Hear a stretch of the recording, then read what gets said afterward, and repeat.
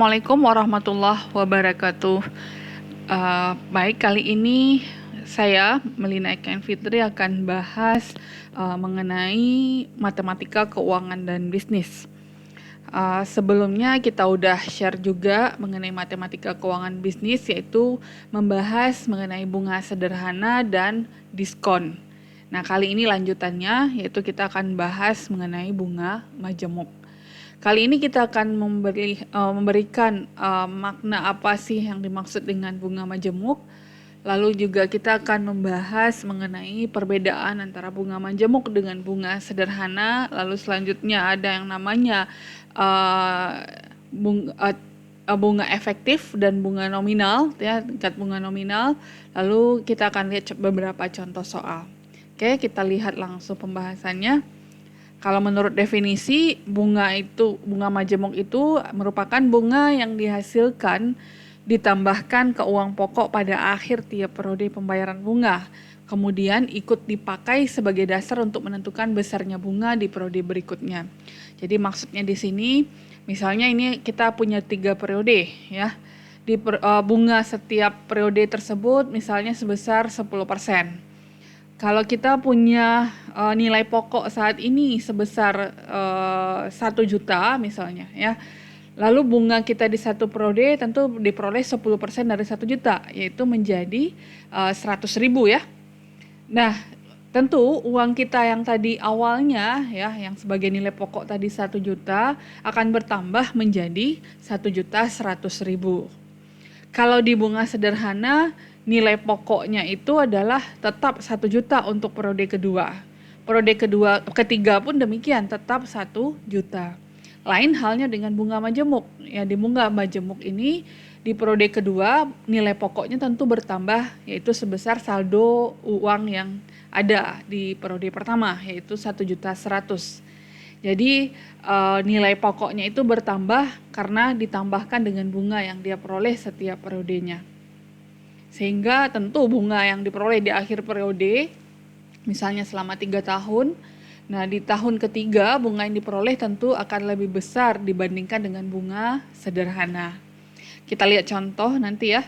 Lalu ini penggunaan dari bunga majemuk itu akan kita pelajari setelah beberapa materi berikutnya, ya, yaitu mengenai perhitungan anuitas, ya, lalu mengenai amortisasi utang dan obligasi. Itu akan dibahas mengenai bunga majemuk. Jadi dasarnya kalau kita sudah mengerti dengan konsep bunga majemuk, gampang untuk menghitung anuitas, amortisasi utang dan obligasi.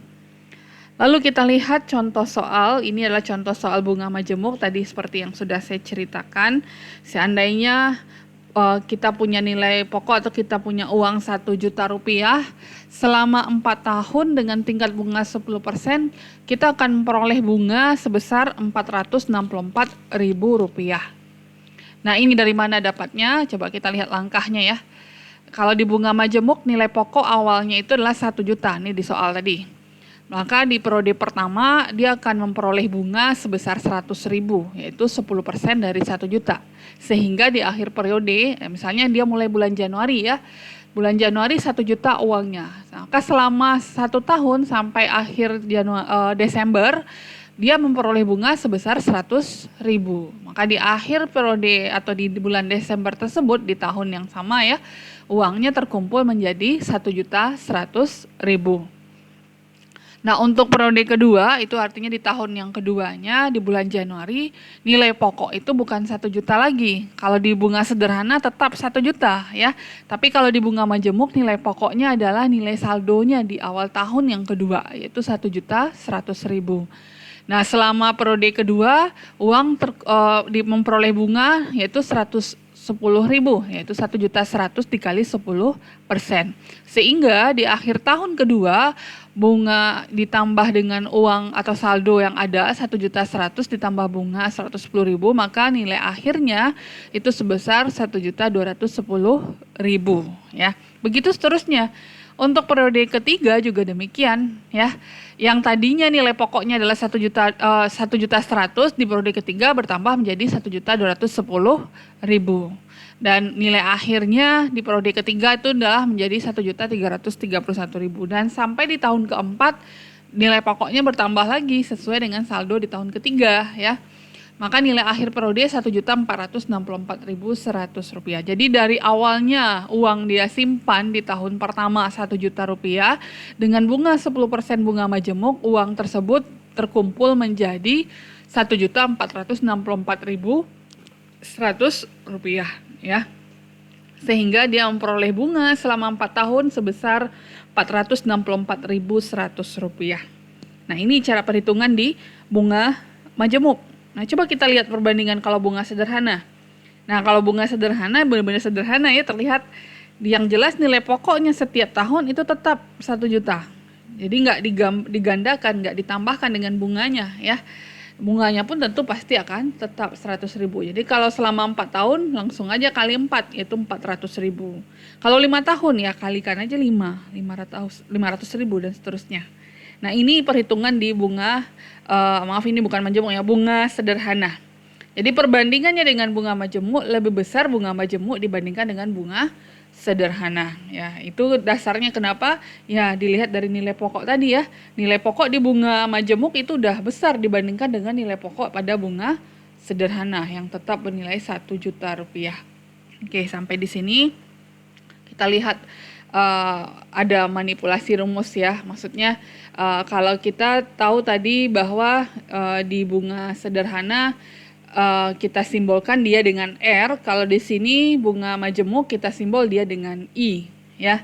Dan di bunga sederhana kita juga mengenal P dan S, di bunga majemuk pun demikian, di mana nilai P itu sama yaitu nilai pokok atau kita kenal dengan prinsipal, sedangkan S adalah nilai akhirnya. Ya, kalau misalnya nilai akhir itu sama halnya seperti ini, misalnya tadi nilai pokoknya 1 juta, setelah 4 tahun nilai akhirnya adalah S-nya di sini, 1.464.100. Dan I-nya ya, I besar maksudnya bunga dalam bentuk rupiah yaitu selisih dari 1.464.100 dengan 1 juta. Ya. Jadi di sini rumus yang tadi, kalau ini P itu adalah 1 juta, maka nilai akhirnya adalah 1.410 tadi ya, 410.000 sekian ya. Dengan bunganya adalah 10% selama N-nya adalah 4 tahun ya. Nah, ini perhitungan dasar daripada perhitungan nilai akan datang. Untuk menghitung S dari P itu kita sebut prosesnya compounding ya. Sedangkan 1 ditambah I pangkat N kita sebut dia sebagai faktor majemuk. Ya, jadi ini adalah bentuk umum daripada perhitungan nilai akan datang dengan menggunakan bunga majemuk. Nah, kita lihat contoh soal. Berapa nilai S dari P sebesar 100 juta rupiah selama 5 tahun jika I-nya 12%, satu lagi jika J12-nya 12%. Kita lihat yang pertama yang A terlebih dahulu. Berarti di sini 1 juta rupiah, 100 juta itu adalah sebagai nilai pokok atau prinsipal atau P ya.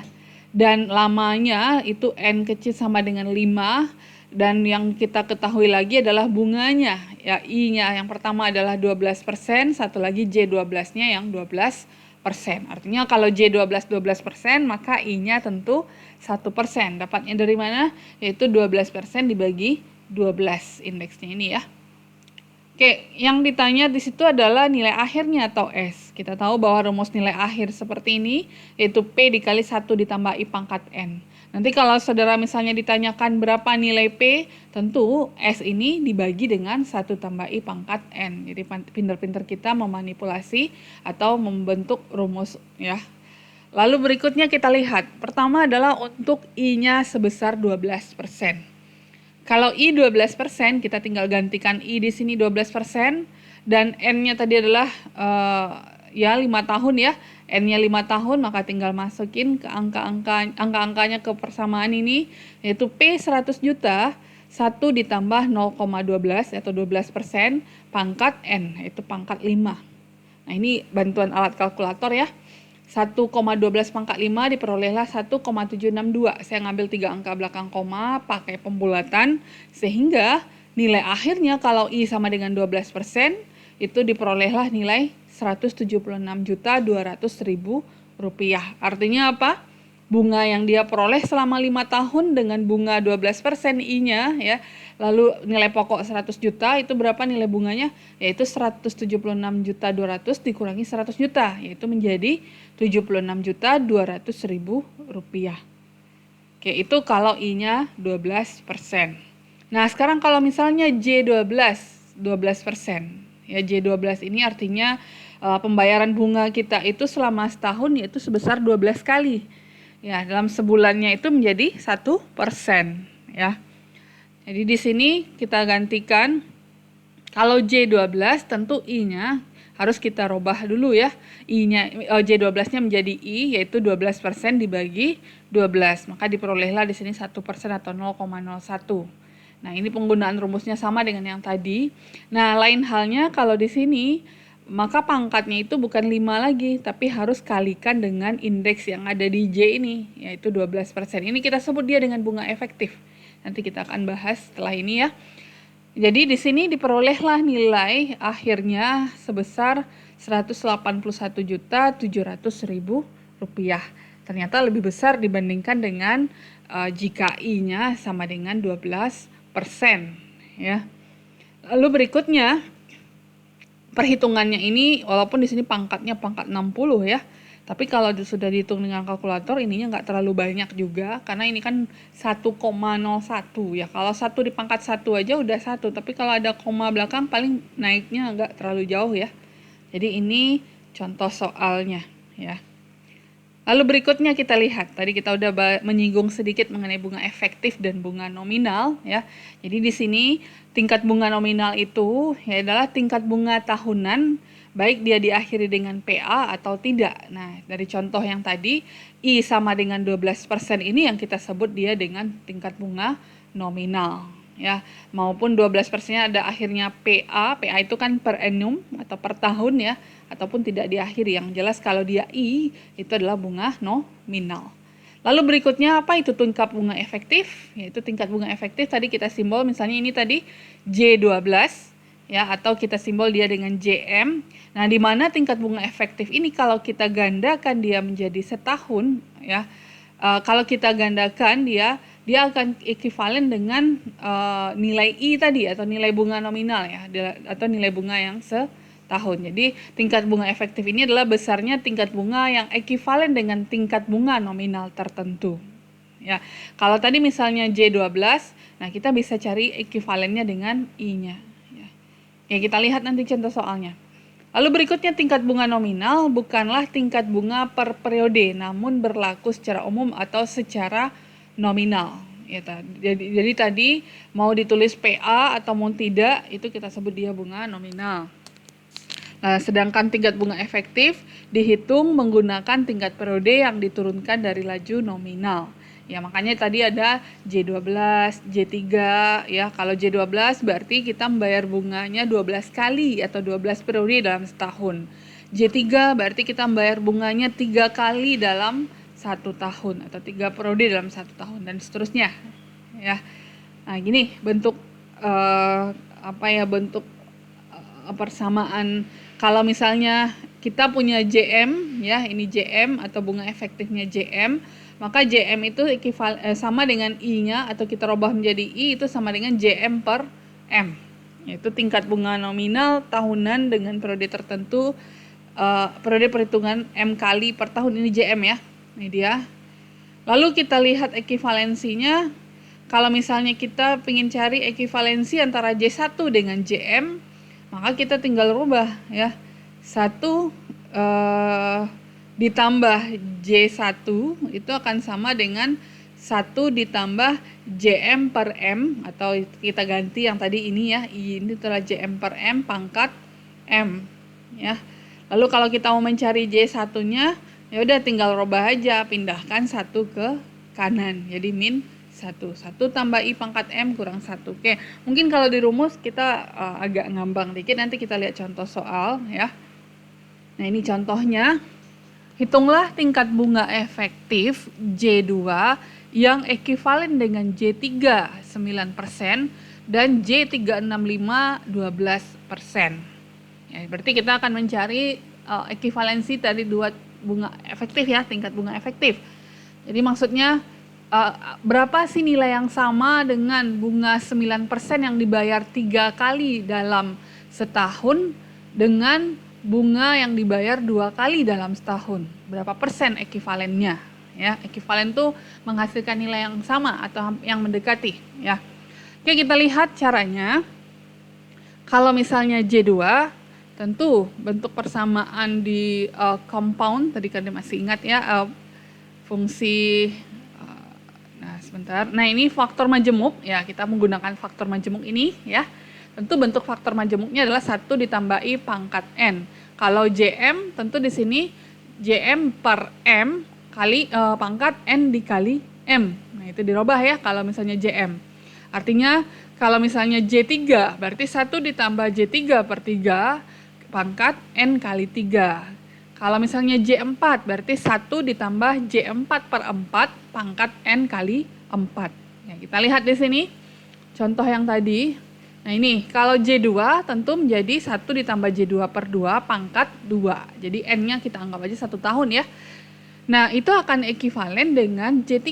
Kalau J3 tentu 1 ditambah J3 per 3 pangkat 3. Nah ini kita bisa gantikan angka-angka yang diketahui. J3 kita ketahui tadi yaitu 9%, maka gantikan dia dengan 9%.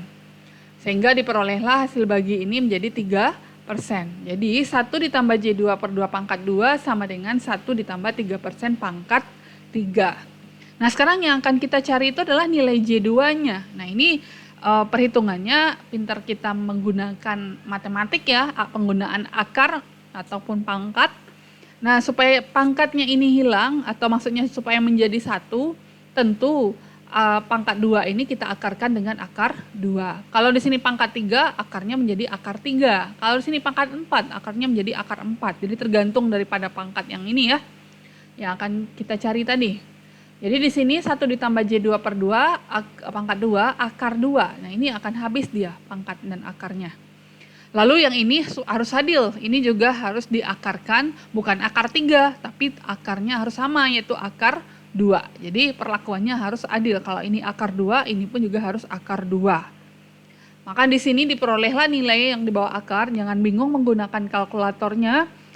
Jumlahkan ini terlebih dahulu, 1 ditambah 3%, berarti 1,03 ya. Lalu pangkatkan dengan 3, nah diperoleh hasilnya, baru akarkan hasil yang tadi dengan akar 2. Atau boleh juga saudara gunakan pangkatnya itu di kalkulator pangkat 3 per 2. Karena ini kan kalau bentuk dari pangkat dan akar itu adalah ini dibagi dengan akarnya. Ya 3 per 2. Jadi 1 tambah 3% pangkat 3 per 2. Ya, jangan lupa pakai kurungnya ya. Sehingga diperolehlah hasil ini sebesar 1,0199. Jadi 1 ditambah J2 per 2 sama dengan 1,0199. Nah berikutnya kalau kita pindahkan 1 ke kanan tentu menjadi negatif. Ya ini dia ya, selisih ini adalah 0,0199. Kalau kita mau mencari J2 tentu tadi kan harusnya J2 per 2 sama dengan 0,0199. Kalau kita mau mencari J2 tentu 2 ini pindah ruas dia akan menjadi kali ya. Kenapa kali? Karena dia hubungan di sini adalah pembagian. Lain halnya tadi kalau ini hubungannya adalah penjumlahan, maka pindah ruasnya kurang, lawan dari jumlah. Kalau ini lawan dari bagi, yaitu menjadi kali. Maka diperolehlah hasil akhirnya, yaitu J2 sebesar 3,98%. Oke, ini untuk yang J3 9%. Nah, sekarang kita lihat kalau J3 65 sama dengan 12%. Langkahnya sama, yaitu ini adalah bentuk yang tadi ya, faktor majemuknya 1 ditambah J2 per 2 pangkat 2. Lalu ini kita robah J365 tadi ya. Berarti J365 per 365 pangkat 365 ya.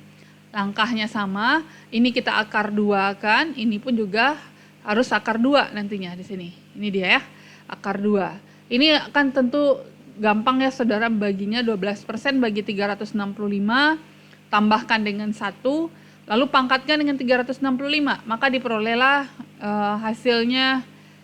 Oh ya, belum hasil pangkat di sini ya.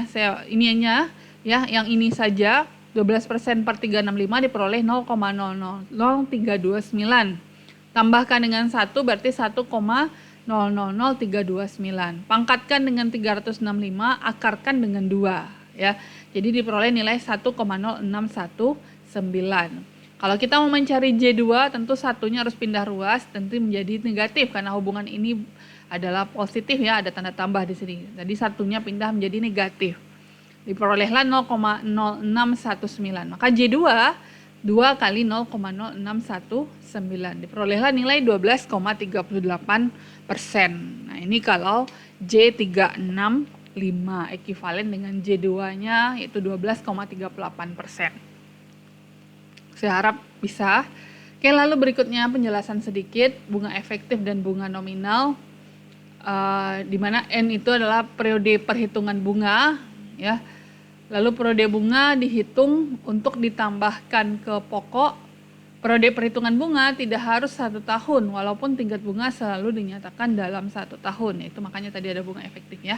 Lalu M itu adalah frekuensi perhitungan bunga dalam setahun. Ya, misalnya JM, J2 berarti bunga dibayarkan 2 kali setahun. J4 bunga dibayarkan 4 kali setahun. Nah, kalau 2 kali setahun berarti sekali 6 bulan ya. Kalau misalnya 4 kali setahun berarti 3 kali sebulan, ya, sekali 3 bulan. Kalau 3 kali pembayaran berarti sekali 4 bulan. Jadi jangan bingung ya. Jadi M-nya itu berapa kali pembayarannya. Nah, kalau kita mau melihat berapa banyak atau berapa lama dia dibayarkan bunganya, yaitu tinggal bagikan aja dengan 12. 12 dibagikan aja dengan M-nya. Kalau misalnya J2 berarti 12 bagi 2, artinya kita membayar setiap 6 bulan, maka dalam setahun, makanya 2 kali dalam setahun. Kalau misalnya J3 artinya kita membayar 12 bagi 3, 4, jadi setiap 4 bulan, makanya 3 kali dalam setahun. Kalau misalnya mulai dari Januari sampai Desember, bulan April bayar bunganya, lalu ke bulan ke-8 Agustus dibayar bunganya, bulan ke-12 Desember dibayar bunganya, 3 kali setahun. Itu J3. Jadi paham ya? Nah, jadi JM tingkat bunga tahunan nominal ya dengan periode perhitungan M kali per tahun. Oke, lanjut. Nah, ini adalah kalau kita memanipulasi rumus yang tadi yaitu menghitung nilai sekarang. Jadi kalau kita lihat yang tadi ya, mana dia? Nah, ini S sama dengan P ya, dikali 1 ditambah I pangkat N, maka kita bisa hitung P-nya. Yaitu dengan cara apa? Kita pindah ruaskan ini, karena ini hubungannya perkalian, yang 2 ini ya. Yang P dengan faktor majemuknya hubungannya perkalian. Kalau pindah ruas faktor majemuk tentu dia menjadi pembagian. Yaitu P sama dengan S dibagi 1 ditambah I pangkat N. Kita lihat rumus yang tadi. Nah, ini dia. Jadi P sama dengan S dibagi 1 ditambah I pangkat N. Nah, ini untuk menghitung nilai prinsipal atau nilai sekarang.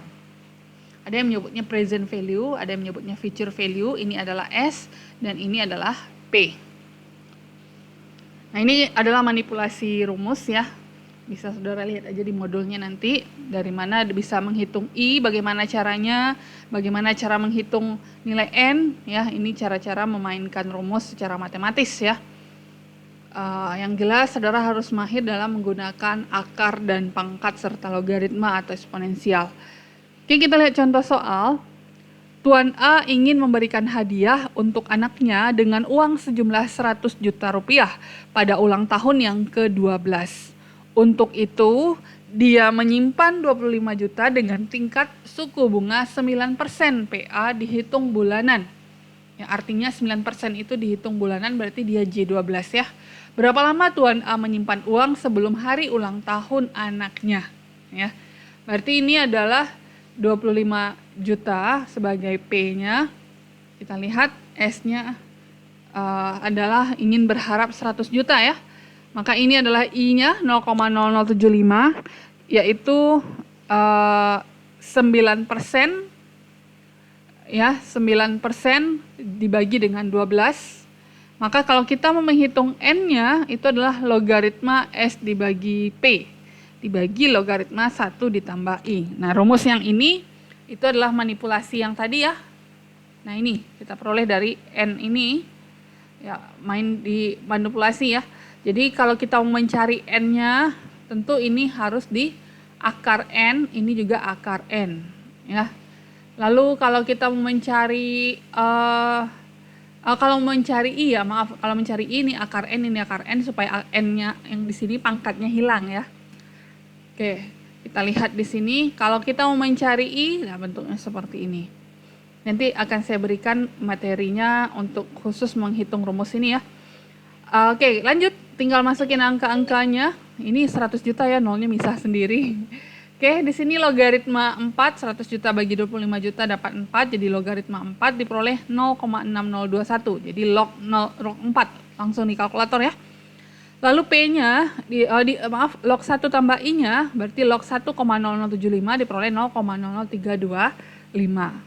Sehingga diperolehlah, karena ini tadi mainnya adalah bulanan, maka di sini menjadi bulan, satuannya 185,26 bulan.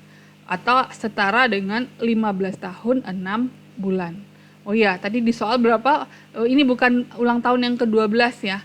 Ini adalah ulang tahun yang ke-17. Artinya, kalau si bapak tadi mengumpulkan uang selama 15 tahun, berarti saat usia anak tersebut, kali ini 17, saat usia anak tersebut lebih kurang 2 tahun lebih lah ya, dia harus mengumpulkan uang sebanyak, dia harus menyimpan uang sebanyak 25 juta dalam sebuah bank atau lembaga keuangan dengan bunga yang tetap 9% per bulannya ya, maka uang tersebut akan terkumpul 100 juta rupiah ya.